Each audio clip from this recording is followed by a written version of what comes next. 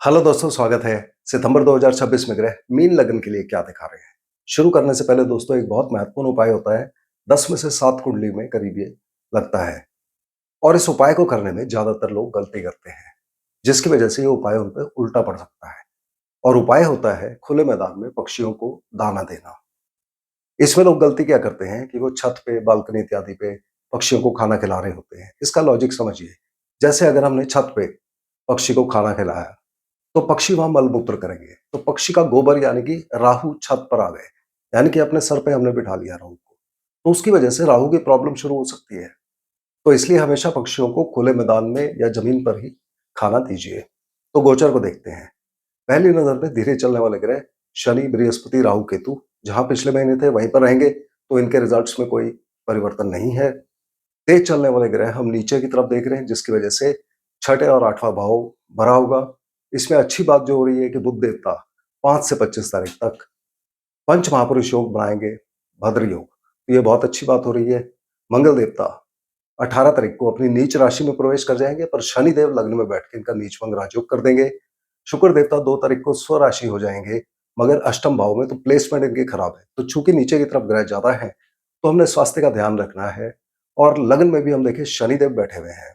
शनिदेव कुंडली में 11वें के मालिक भी होते हैं और 12वें भाव के भी। तो खास करके जिनकी कुंडली में 12वें भाव का शनि का प्रभाव ज्यादा आ रहा है, उनको शनि के उपाय करते रहने चाहिए। यानी कि कौवा, मछली, भैंस, मजदूर इनको खाना खिलाते रहें किसी को, या ओम शनय नमः मंत्र का उच्चारण 108 बार करें, या शनिदेव की पूजा करते रहें। लग्नेश बृहस्पति की पोजीशन अच्छी है पंचम भाव में, स्वास्थ्य अच्छा रखने में मदद करेंगे। मगर फिर भी शनि से हमने केयरफुल रहना है। और नीचे जो ग्रह इतने घूम रहे हैं, इनकी वजह से कोई ना कोई, चूंकि इनकी आपकी दशा अंतरदशा में जुड़ा हो सकता है, तो प्रॉब्लम आ सकती है। तो जैसे जैसे मैं आगे बढ़ूंगा, मैं इन सबके उपाय भी बताता जाऊंगा। इनकम धन प्राप्ति के लिए महीना अच्छा दिख रहा है। मंगल देवता चौथे भाव में है। पहले 17 दिन 18 को ये पंचम भाव में प्रवेश कर जाएंगे, नीचभंग राज होगा इनका। तो पहले 17 दिन पैसा गाड़ी प्रॉपर्टी पर लग सकता है किसी तरह से, और 18 तारीख के बाद बच्चों के साथ या घूमने फिरने पर, स्पोर्ट्स इत्यादि के आइटम पर ज्यादा लगने की संभावना हो जाती है। यही मंगल देवता हायर एजुकेशन के मालिक भी होते हैं, तो हायर एजुकेशन के लिए भी इनकी दोनों स्थिति अच्छी है। बेसिक एजुकेशन के मालिक बुध देवता होते हैं, जो छठे भाव में है। 5 तारीख को सप्तम भाव में पंचमहापुरुष योग बनाएंगे, तो बहुत अच्छा हो जाएगा बेसिक एजुकेशन के लिए। और 26 तारीख को ये अष्टम भाव में चले जाएंगे, तो वहां से कमी आएगी। तो बुध के लिए आप पक्षियों को दाना देते रहिए खुले मैदान में। प्रोफेशन को हम देखें तो ओवरऑल हम इसको 10वें भाव से देखते हैं, और 10वें भाव के मालिक बृहस्पति पंचम भाव में बैठे हैं अपनी उच्च राशि में। तो ओवरऑल प्रोफेशन के लिए बहुत अच्छा हो जाता है। मंगल भी पंचम भाव में बृहस्पति के साथ आके मदद ही करेंगे। और स्पेसिफिकली जब हम नौकरी और व्यापार को देखते हैं, तो नौकरी के भाव में इसके मालिक सूर्य देवता वहीं पर बैठे हुए हैं पहले 16 दिन। 17 तारीख को ये सप्तम भाव में आ जाएंगे। सूर्य की दोनों पोजीशन अच्छी है नौकरी मिलने के लिए, खास करके 5 तारीख से लेकर 25 तारीख के बीच में ताकत बहुत है।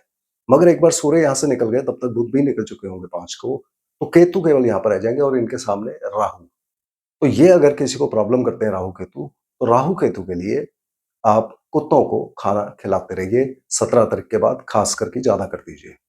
बुध देवता जो छठे भाव में ही है सूर्य के साथ शुरुआती दौर में, ये 5 तारीख को सप्तम भाव में आ जाएंगे, तो ये व्यापार का भाव होता है। तो 5 से 25 व्यापार के लिए बहुत अच्छे दिन रहेंगे। 26 तारीख को बुध अष्टम भाव में चले जाएंगे, तो वहां से व्यापार में कठिनाई दे सकते हैं। तो बुध के उपाय पक्षियों को खाना खिलाना आप करते रहिए। रिलेशनशिप के कारक शुक्र देवता जो 2 तारीख को स्वराशि हो जाएंगे, मगर अष्टम भाव में। तो ओवरऑल रिलेशनशिप चूंकि हम शुक्र से देखते हैं, तो इनके बारे में अष्टम भाव में प्लेसमेंट खराब है।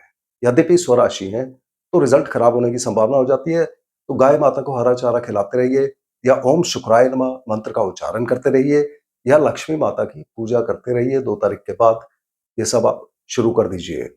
मगर स्पेसिफिकली जब हम प्रेम संबंध को देखते हैं, तो प्रेम संबंधों के लिए अच्छा दिख रहा है, क्योंकि वहां पर बृहस्पति विराजमान है अपनी उच्च राशि के अंदर, तो वो मदद ही करेंगे पंचम भाव में। और मंगल देवता भी यहाँ पर आकर मदद करेंगे। विवाह और वैवाहिक जिंदगी के लिए इसके मालिक बुध देवता होते हैं, और इस भाव के अंदर शुक्र निकल जाएंगे यहाँ से 2 तारीख को, और सूर्य देवता प्रवेश कर जाएंगे 17 को, जो छठे के मालिक होते हैं। तो बुध देवता पहले 4 दिन छठे भाव में है, तो पति पत्नी के बीच में झगड़ा दे सकते हैं और विवाह करने के लिए कमजोरी रहेगी। 5 को जब ये स्वराशि हो जाएंगे, पंच महापुरुष योग बनाएंगे, तो विवाह करने के लिए बहुत अच्छा हो जाएगा 16 तारीख तक। 17 को सूर्य देवता यहाँ पर आ जाते हैं, तो एक बार ये फिर कमी कर सकते हैं थोड़ी-सी और पति-पत्नी के बीच में वाद-विवाद हो सकता है। तो सूर्य के उपाय में आप भूरी चींटियों को आटा डालिए या फिर सुबह सूर्य नमस्कार करिए अगर आप कर सकते हैं तो, या सूर्य देव को जल चढ़ाइए या ओम आदित्य नमः मंत्र का उच्चारण 108 बार करते रहिए। 26 तारीख को जब बुध अष्टम भाव में चले जाएँगे तो विवाह करने के लिए वहाँ भी ठीक रहेगा, मगर वैवाहिक ज़िंदगी में बहसबाजी ज़्यादा होने के चांस हो जाते हैं और सूर्य देवता भी सप्तम भाव में आ चुके हैं, तो ईगो इश्यूज़ भी हो सकते हैं, तो उस बारे में आप केयरफुल रहें। लंबी यात्राओं के लिए महीना अच्छा लग रहा है, इसके मालिक मंगल देवता होते हैं चौथे भाव में और 18 तारीख को पंचम भाव में। तो लंबी यात्राओं के लिए खास करके 18 तारीख के बाद ज़्यादा चांस हो जाते हैं जब ये पंचम में आएँगे और विदेश के मालिक शनिदेव लग्न में ही बैठे हैं, तो विदेश सेटलमेंट के लिए और विदेश यात्रा के लिए, दोनों के लिए काफ़ी अच्छी स्थिति कर देते हैं। अब डे टू डे कैसा रहेगा चंद्रमा के गोचर के अनुसार, तो पहले 9 दिन अच्छे जाने की उम्मीद है। चंद्रमा द्वितीय से पंचम भाव में रहेंगे। 10-11 को नौकरी दिलवा सकते हैं, लोन दिलवा सकते हैं, सर्दी खांसी जुकाम की प्रॉब्लम भी दे सकते हैं। 12-13 को विवाह और व्यापार के रिगार्डिंग अच्छे रिजल्ट्स। 14-15-16 को मन में कोई ना कोई चिंता परेशानी। 17 से 23 गोचर फिर अच्छा है, एक के बाद एक भाग्योदय, उसके बाद प्रमोशन मिलने के भाव में, उसके बाद किसी ना किसी तरह का फायदा देंगे। 24-25-26 को खर्चे बढ़ा सकते हैं, विदेश यात्रा भी करा सकते हैं और उसके बाद आखिरी दिन तक गोचर फिर अच्छा है, वो दिन भी अच्छे जाने की उम्मीद है। तो ये आपके लिए सितंबर का गोचर था। अगले वीडियो में हम फिर मिलते हैं, तब तक के लिए धन्यवाद।